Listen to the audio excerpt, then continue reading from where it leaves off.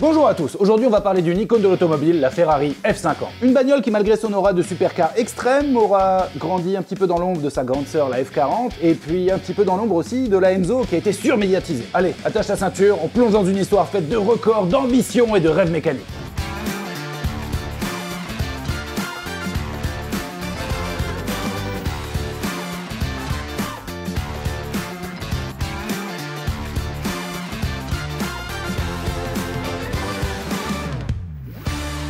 Cet épisode est sponsorisé par Car Vertical, le site qui vous permet de connaître l'historique de n'importe quelle voiture, qu'elle vienne de France ou de l'étranger. Alors oui, si votre voiture a été achetée neuve en France, il existe Histovec qui est un service gratuit. Mais encore faut-il que le vendeur de la voiture accepte de vous donner accès au rapport Histovec, parce que c'est lui qui a la main dessus, pas vous en tant qu'acheteur. Et ensuite, Car Vertical, il fait la même chose que Histovec, mais aussi pour les voitures qui viennent de l'étranger. Quand tu achètes une voiture à l'étranger, tu sais pas si elle a été volée, tu sais pas si le compteur a été trafiqué, s'il y a eu des accidents, ou même si elle était utilisée comme taxi, tu te rends compte?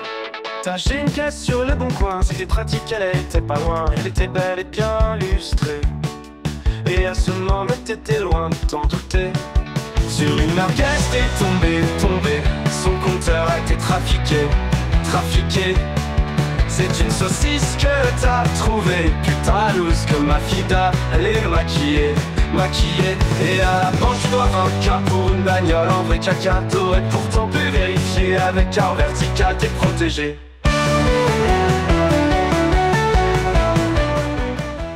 En utilisant le code GDB directement sur le site Car Vertical ou en cliquant sur le lien en description, vous aurez 20% de réduction sur vos rapports Car Vertical. Alors oui, ça fait quelques dizaines d'euros à dépenser, mais si ça peut vous éviter d'acheter une merguez, c'est cadeau!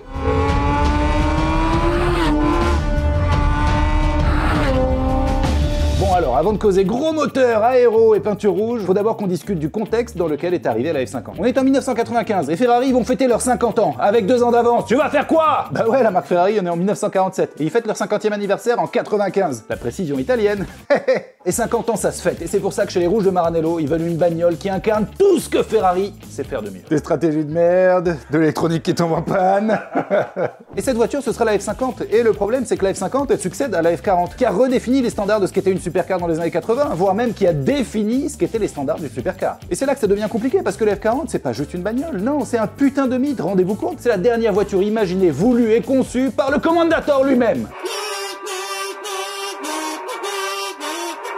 Et la F40, c'était une voiture brutale, sans aucune concession, une voiture de course avec des plaques d'immatriculation en gros.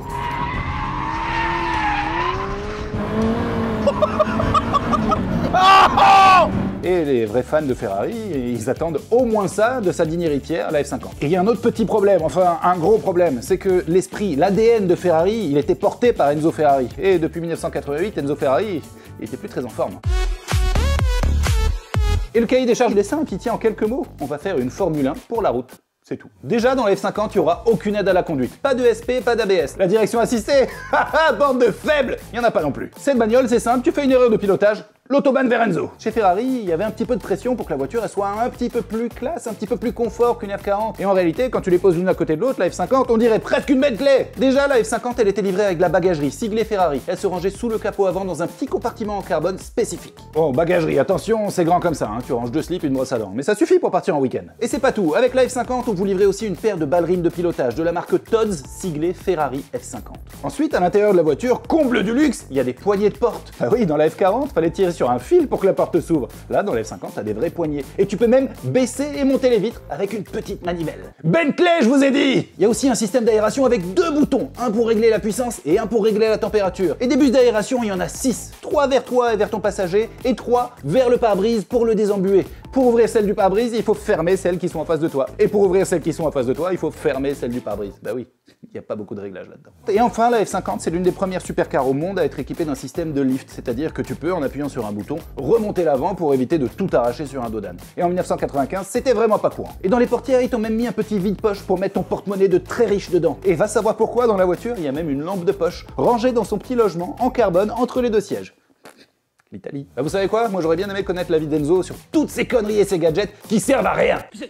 C'est de la merde. Et là où la Ferrari F40, qui était une évolution hardcore de la 288 GTO, qui avait à la base été faite pour rouler en groupe B, et finalement le groupe B s'est terminé, donc ils se sont retrouvés avec une voiture sur les bras, bah la F50, elle a été imaginée comme une voiture de course moderne de l'époque. Y a pas de châssis tubulaire en acier, y a pas de turbo pour la booster, non. Monocoque en carbone, un moteur V12 directement issu, vous savez d'où? De la F1. Oui, vous m'avez bien entendu, le moteur de la F50, il vient directement de la Ferrari 641, dans laquelle Alain Prost jouait la victoire contre Senna en 1990.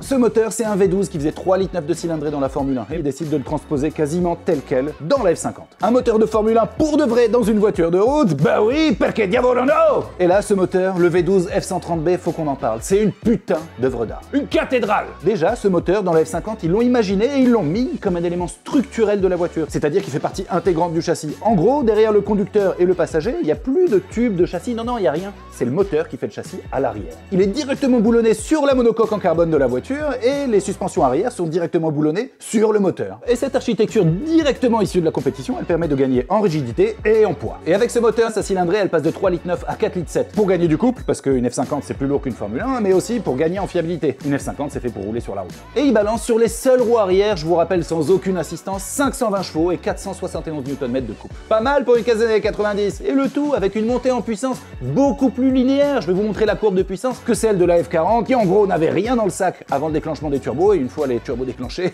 direction Namek. Et l'autre truc vraiment magique avec ce moteur, c'est le son.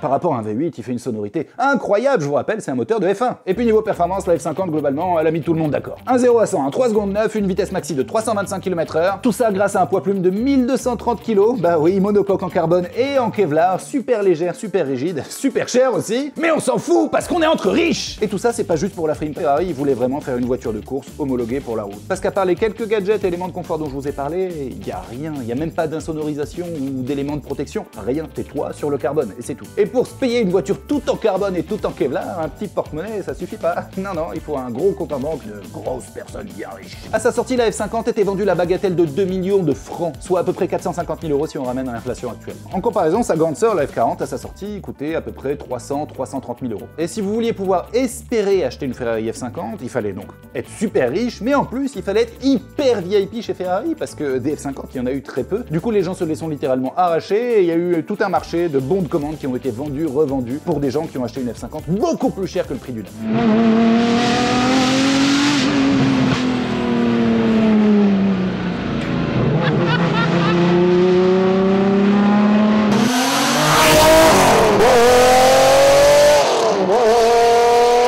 Bon, parlons peu, parlons bien, parlons de ce qui divise, le look. It was a very bad car and it was ugly. La F50, faut le dire, elle est moche, putain! La F50, tu l'as pas en rose, c'est une voiture de Barbie! Hi Barbie!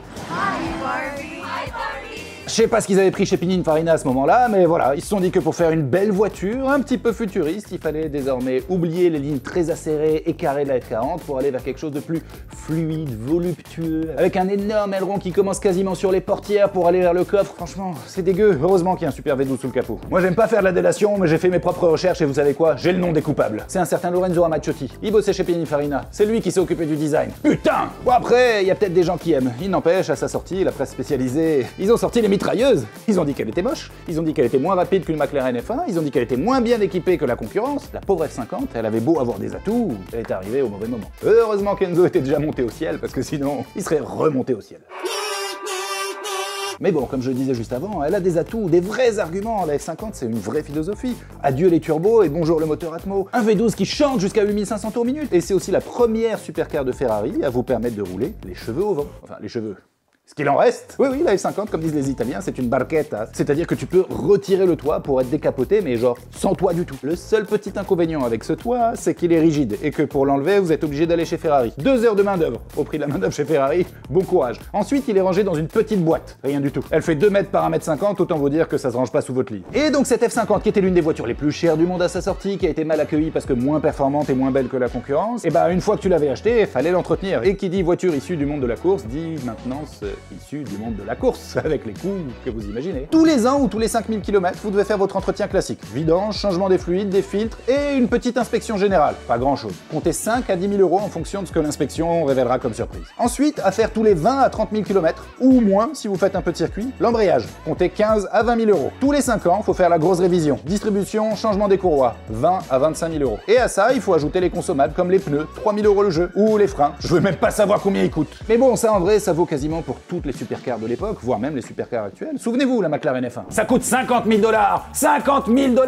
Parce qu'il faut réserver un circuit et toute une équipe technique pour pouvoir équilibrer les pneus. Tu payes 50 000 $, les mecs ils te montent des pneus et quand ils te les ramènent, ils sont usés. Le réservoir d'essence, tous les 3 ans, 150 000 $ pour le changer. L'extincteur dans l'habitacle, tous les 5 ans, 8 000 $. Un putain d'extincteur qui fait cette taille. Il paraît qu'une McLaren F1, aujourd'hui, si tu l'as dans ton garage et que tu ne la roules pas, elle te coûte 50 000 $ par an. 50 000 $ par an. Si t'as pas de grosse révision. La McLaren F1, parlons-en justement, le bébé de Gordon Murray, mon idole absolue. Et bah la F50, elle est sortie en même temps que la McLaren F1. À votre avis, laquelle des deux voitures a marqué l'histoire? Bon, en même temps, Gordon, il avait des arguments. Un V12 Atmo aussi, mais d'origine BMW, plus de 600 chevaux, mais surtout une vitesse maxi de 386 km/h. Autant vous dire que les petits 325 de la F50 la faisaient passer pour une mobilette. Et la F50, elle avait beau avoir une philosophie différente, avoir abandonné les turbos, adopter un V12 venu de la F1, bullshit tout ça, les gens ils en avaient rien à foutre. Tout ce qu'ils veulent savoir, ça roule à combien et ça consomme combien. Un accueil un peu mitigé donc à sa sortie. Bon, ça les a pas empêchés de vendre tous les exemplaires. Il n'empêche, c'était la petite supercar parmi les autres supercars. Et le succès, les applaudissements qu'elle n'a pas connus à sa sortie en 95, en vrai elle commence à les connaître maintenant, depuis 2020-2022 à peu près. La F50, elle a été produite à beaucoup moins d'exemplaires que la F40. La F50, elle n'a été produite qu'à 349 exemplaires. D'ailleurs, vous avez une petite plaque sous le capot avant avec numéro de votre voiture sur 349, pas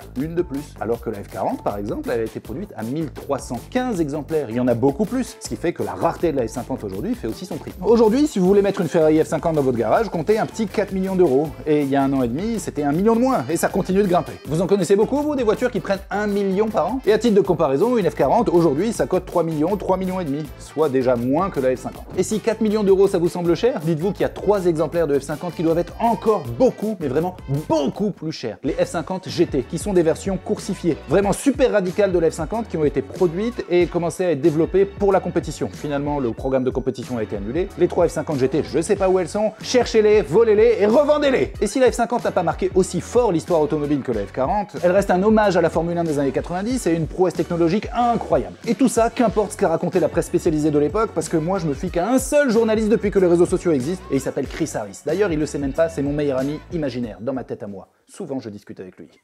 C'est chelou. Bref, Chris Harris un jour il se dit putain j'en ai marre d'entendre les fans de F40, les détracteurs de F50, qu'est-ce que je vais faire? Je vais faire une vidéo où je vais amener les deux voitures et je vais les défoncer. Enfin, défoncer, il va les piloter comme un malade à la limite pour pouvoir enfin donner un vrai avis éclairé sur laquelle est mieux, laquelle est moins bien. Cette vidéo elle a 11 ans et elle a pas pris une ride extrait. The F50 is a stunner. It has the most desirable powertrain of any supercar, really, it does. It's not the fastest, but the way it revs, the noise it makes and the gear shift are the best of the best. Alors la prochaine fois que quelqu'un ose te dire que la F50 c'est une F40 au rabais, commence déjà par lui dire d'aller faire la vidange de sa putain de Clio 1,5 litre DCI qui a 400 000 bornes au compteur. Et ensuite rappelle lui aussi que la F50 c'est la quintessence du plaisir de pilotage. Le meilleur du savoir-faire Ferrari, une symphonie mécanique. Et aussi un vrai pied de nez aux supercars d'aujourd'hui qui sont bardés d'électronique, d'aides dans tous les sens. Une F50 si t'es pas pilote, tu meurs. Une supercar d'aujourd'hui tu mets pied dedans, elle roule, tout va bien. Tu peux aussi rappeler à ton pote qui roule en Clio toute pourrie que la F50 c'est la dernière supercar de Ferrari en boîte méca, c'est pas rien du tout, et que le seul isolant qu'il y a dans cette voiture, c'est l'Alcantara qu'il y a sur la planche de bord, et c'est pas pour faire joli ou pour que ce soit doux, non, c'est pour te protéger en cas de départ de feu, bande de faibles. This is on all of them. All of them. Just not even the same game. This is the real deal. Buy this, learn how to drive it, celebrate it. Look at the carbon, look at that dashboard. Feel that gear shift. Hear that V12. Learn to heel and toe. You don't need paddles and all that. Right, well, listen to this.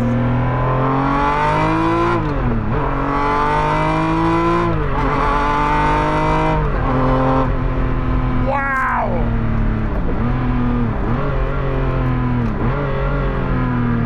Oh!